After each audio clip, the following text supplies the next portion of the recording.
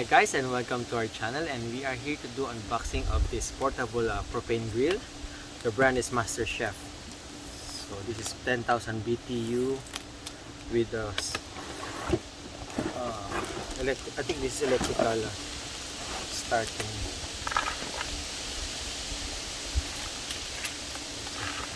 Let's start by opening this box.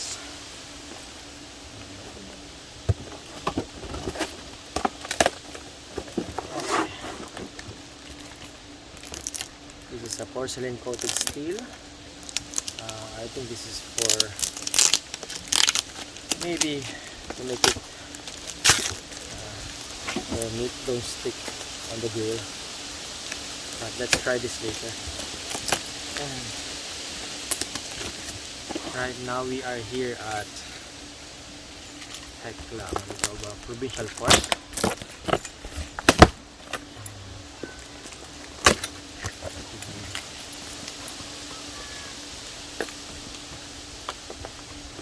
You can use the 1 pound propane stove. Propane gas for this. Or if you have the 20 pound, you can use the hose, which you can buy separately. So this is a porcelain coated grill. And this too. I think this is a stand for the legs of the grill.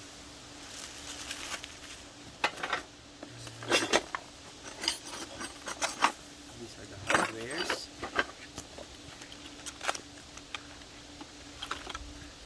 Connection for the propane tank.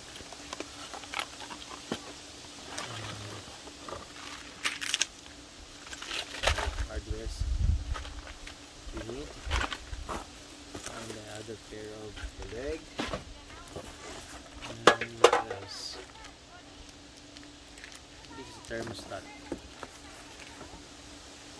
Up to 750 degrees Fahrenheit. And over.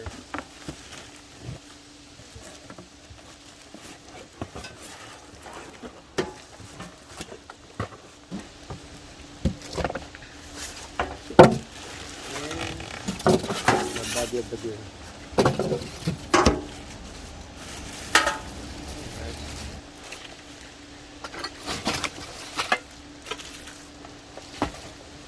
I did not notice this.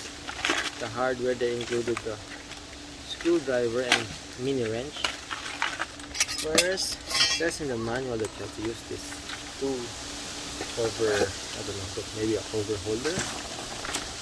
In the box, it's letter D, and the screw that you need is letter B.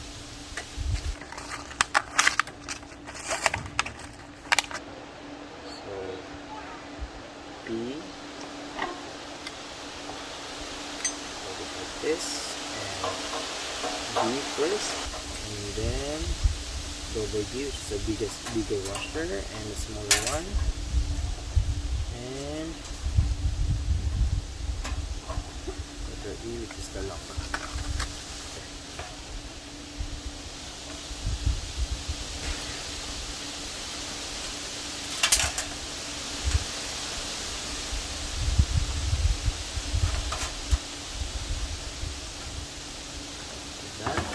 Just starting with the Phillips included wrench,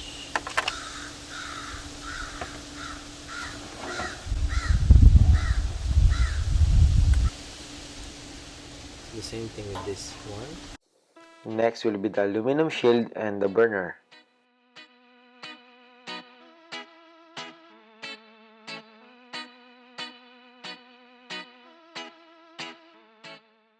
Make sure that the hole of the shield is aligned with the hole of the bottom of the grill.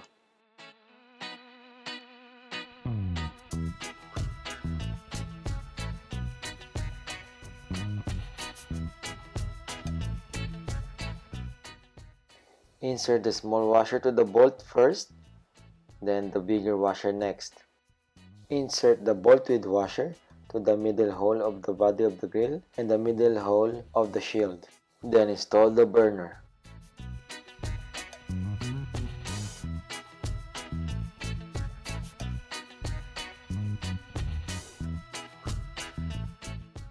The burner has a hole in the middle which will act as a nut for the bolt that you inserted.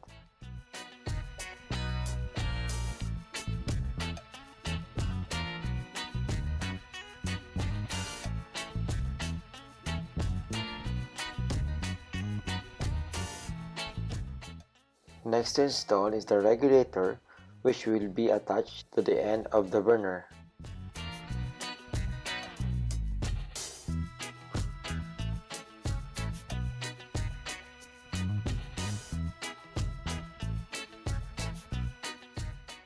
When installing the handle should be outside the cover, and the aluminum support for the grill is on the other side.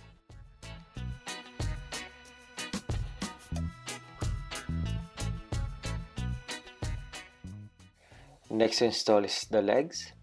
Swivel the attachment facing upward.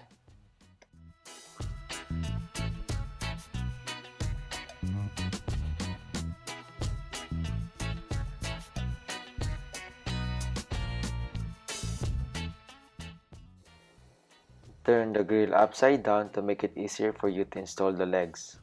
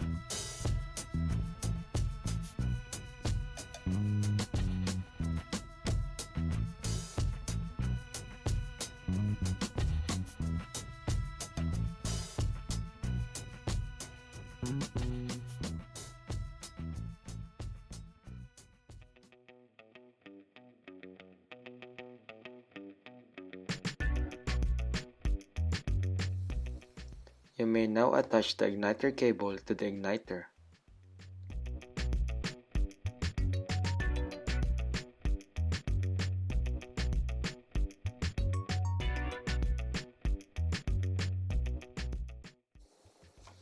You can now attach the flame cover and then the grill. Then you can attach the oil drip tray at the bottom of the grill.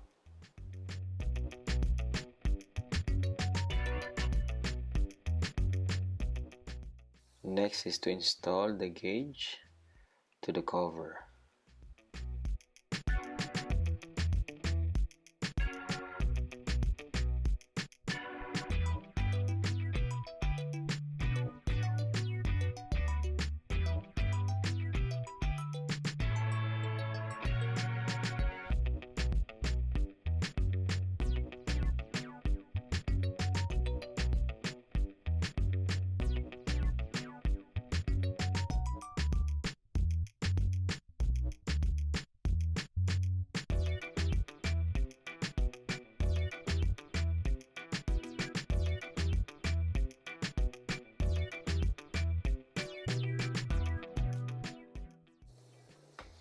Next to install is the handle to the cover.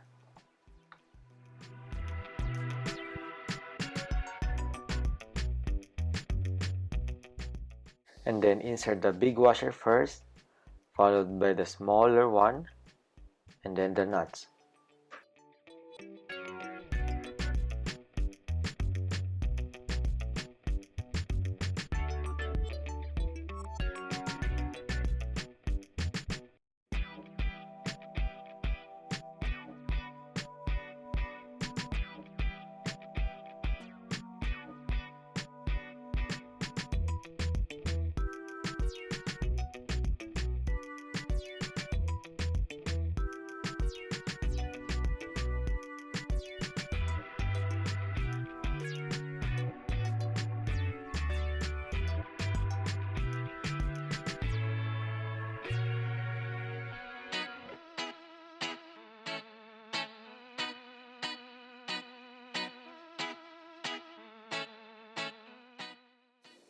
Next is to attach the mounting piece to the cover, which will attach the cover to the body of the grill.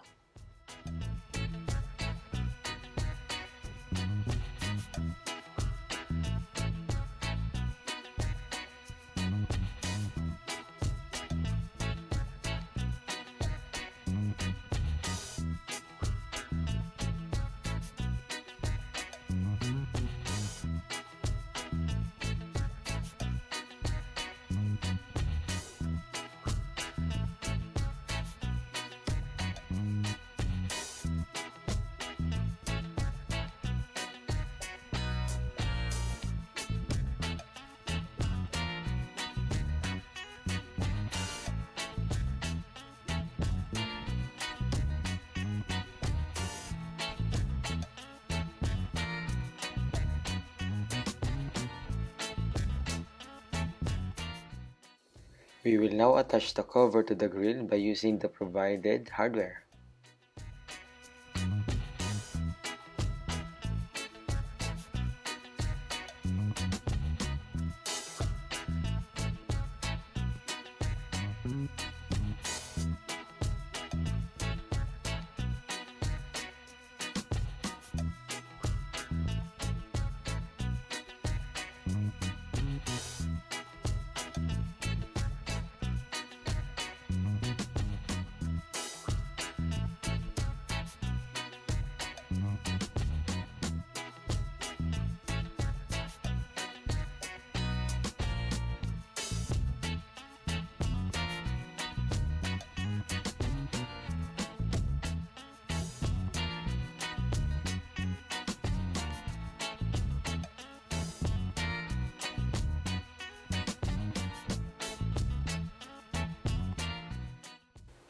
You may now attach 1 pound propane to the regulator by turning it clockwise.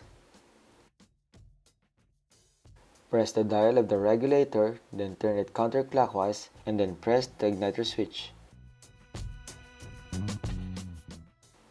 To turn it off, press the dial, then rotate clockwise.